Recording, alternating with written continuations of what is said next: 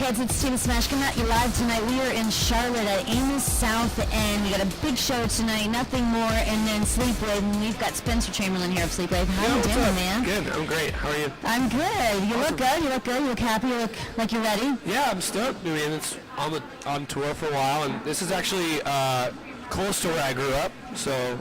Oh, you're from Carolina? Yeah, I'm from North Carolina. I didn't know that. Now, where do you reside now? I live in Florida. Okay. I've been ever since Under Oath. I've been in Florida for 11 plus years. Now, is Steven from North Carolina as well? Steven's from Florida. Oh, okay. So you guys met up in Florida. Yeah, we met in Florida.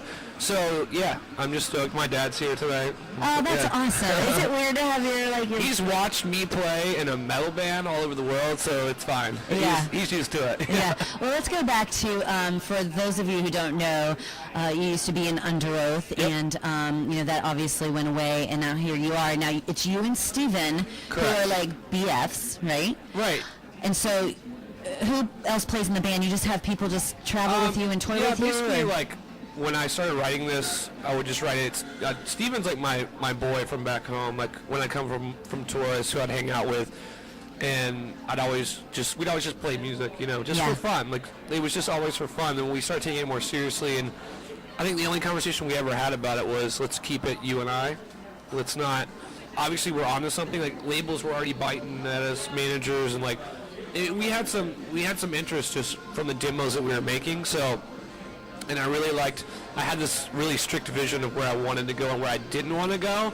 And the more people, we had some people try out for the live band, and they were like, oh, well, maybe I should write this, or I could write my own bass parts, or I could do, and it just... It's kind of the worst thing to do when you're trying out for a band. Yeah, so we just did the whole damn thing ourselves, and we had a session drummer come in and play on the record, but most of the drums we programmed beforehand, and this is what we want you to play, basically, and then, you can do your own thing around, but this is the beat, this is the idea, for the most part, and, so yeah, we just kept it me and him, and it's really working out great. And some of my best friends are in the live band, and they're totally cool with being in a live band, not like part of the writing and the interviews and all that kind of stuff. They're just like behind the scenes kind of thing. Yeah, they're just like Mars Volta was 2 guys, but like 16 on stage, and. 9 Inch Nails is one, or Trent Reznor, or Trent Reznor, Atticus Ross, however you want to put it. And it's 6 guys on stage sometimes. It probably makes it a lot simpler, as far as the drama goes too. You know what I mean? Because a lot of people don't understand that bands go through a lot of drama. It's like putting chicks in a dorm room together. You know what I mean? Yeah. I mean, put it this way: Under Oath ended because 3 guys didn't want to do it anymore. And we could have easily kept going with the. Our momentum was still high, and we were about to write another record, and it just seemed like, so 3 people can make a call in your life that says you're not going to do this anymore. Like someone telling you, you're no longer in radio. Yeah, well, it's happened. But you pick up the pieces. You know what I'm saying? Like, totally. Like someone's in control. Something that you love. Like, say if you're a lawyer and someone goes, our firm's closing. You're not allowed to open a new firm. You're done. Go do something else. And I was just like, no, I'm not going to do that. Yeah. So now you're in control. Yeah, you can't tell me what I can and cannot do. Yeah. So it's not that I'm a Nazi about the control. It's just I'm going to do all the work myself, but I'm going to control when I don't want to do it. Yeah, exactly. I think it seems pretty normal. Yeah, I think that's pretty normal. So I had read somewhere that this is the happiest that you've ever been, even though when you started, you had less than 50 cents in your bank account? For a long time. I was homeless. I went through what are the 7 steps of grieving or whatever. That's what I always kind of refer to it as like you get angry, you get sad. I had the anger of Under Oath breaking up, the sadness, the depression, the regret of the things I didn't get to do, and then I came back around to picking myself back up, picking the pieces up, believing in myself again, and putting this thing out there. And all those emotions are on this record, which that was going to be my next question. Which makes it really special to me. It's the most proud of anything I've ever done. So now the record comes out September 16th, and it's Broken Compass. Yes. Okay. Yeah. So it pretty much is going to be an album of you picking yourself up and where we are today. It's a story of the last 2 years of my life, basically. And I think a lot of people can relate to those emotions, because I feel like we all go through things, rough times in our lives, and it's all on there. It's pretty brutally honest. Do you appreciate the album more with this one because you had to start from scratch and literally with 50 cents in your pocket get to where you're at now with the I feel album? like it was good. Just like I wish every band could go through what I went through, because even though Under Oath was very humble and we, we really didn't take things for granted too much. There's still certain things you take for granted, and I really think I looked back on my life and really kind of learned how to live again and kind of appreciate things a little bit more. Not that I didn't really take anything for granted. I never was a big spender with my money or anything. Like, I was really modest and lived well below my means. Both of our phones are going I off. know. Sorry. And I think it's them trying to contact us. It's his management trying to contact us so we could do the interview, but little do they know. I lived well below my means and, tried to be really modest and respectful, but there's still things that you just, you wish you would have done better. I think that's anyone in their lives. I was going to say, that's part of grown up. And I think this was perfect for me to do all that before this took off. Yeah. And even down to this tour that we're on that's small, and there's no one knows who we are really.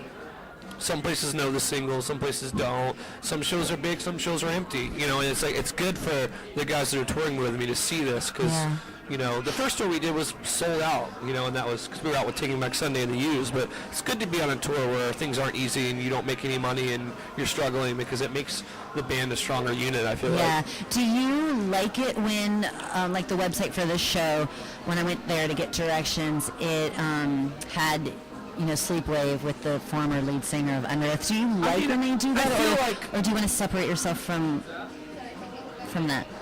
I feel like, sorry, we started 10 minutes ago. Yeah.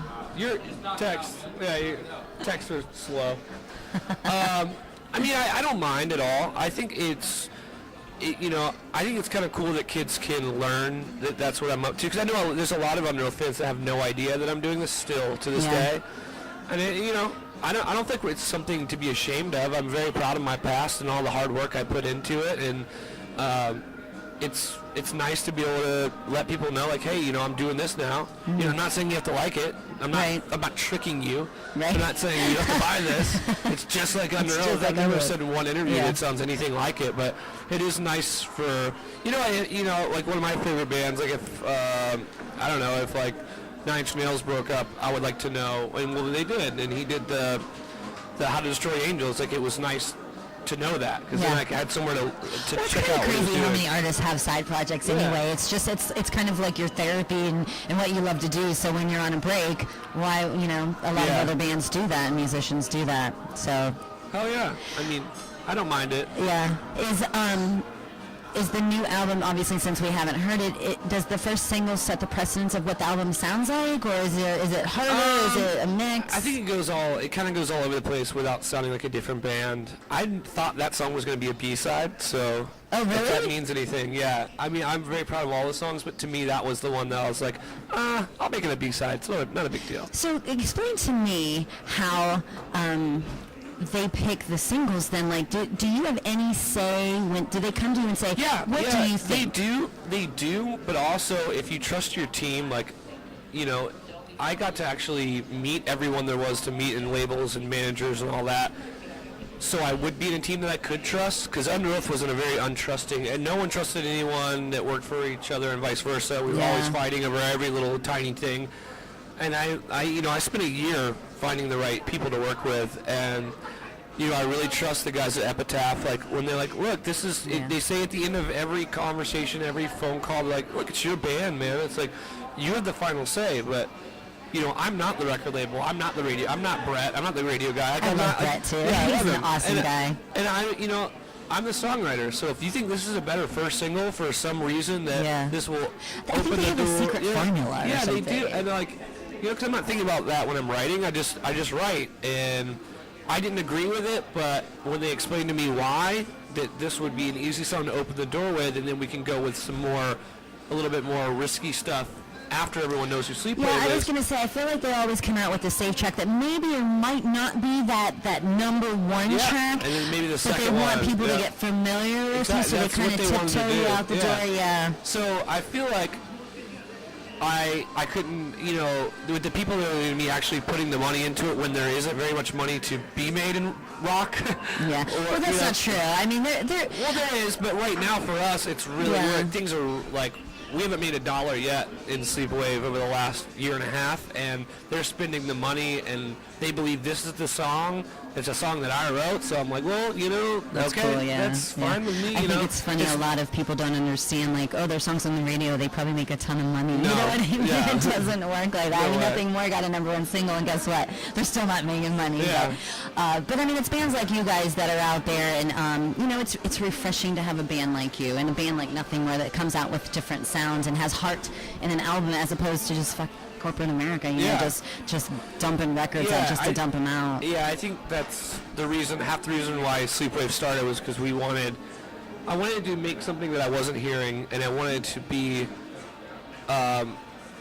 the way I don't view myself as the best writer or the best anything, but I know I'm very good at being honest in my lyrics. So they're always stuff that I've gone through. Mm-hmm. So it's not a lie, it's not fake. I'm not trying to write a song to be popular or write the right word that's like, ooh, that's a good hook. It's like I write things that I've been through that suck normally, and people relate to that. Like, where's the modern days Kurt Cobain's, the modern day Lane Staley's, the modern day Trent Reznor's, even the modern day Maynard's, like all these people that wrote music when I was a kid that I latched onto because like my parents were going through a divorce, or I got beat up at school, or whatever it is that you're going through at the time, like your girlfriend left you and that was your first girlfriend, all those different things, like all this crap that all these people are singing about now, man, where's the heart in it? It's not honest. It's some other guy wrote your lyrics and you maybe wrote half the music, and then the label changed all that and the producer changed all that, and then you got this empty product. As a radio program director of an active rock station, it's very frustrating for me to see what I have to work with. You know what I mean? Like a #1 single that just came out a couple weeks ago, and it will remain nameless. And it's a very popular band, and they went #1 because of their name. But if you listen to the lyrics of the song, you're like, are you kidding me? Exactly. This song is #1, but whatever. We won't talk about that because I don't want to burn any bridges here. But anyway, thank you for taking the time to come and talk to us. So the album September 16th? September 16th. Broken Compass. We're looking forward to it. Absolutely. Through the Looking Glass is out now, and actually today, it hasn't been pushed yet because the video's 2 or 3 days behind, but The Wolf came out today. If you pre-ordered the record, so there's another song out there if you want to listen to it. You have to dig a little bit right now. In the next 2 or 3 days, there'll be a music video for it, and they'll be plastered in everywhere. Well, do you have a music video out now? Through the Looking Glass, the one I saw was only promoting the album. We put the video out. We were a week behind or 2 weeks behind with that one because we actually shot a video. It was awful. We spent all our money. We cut it. And we shot this video ourselves, actually. And you loved it, probably, and, right? The label loved it. The management loved it. It's out there on the old YouTube. Oh, well, I'll have to look it up. I have not seen it yet. All right, well, we're looking forward to the album. Looking forward to the show tonight. So, guys, Spencer of Sleepwave, go out and get the album September 16th. Thank you.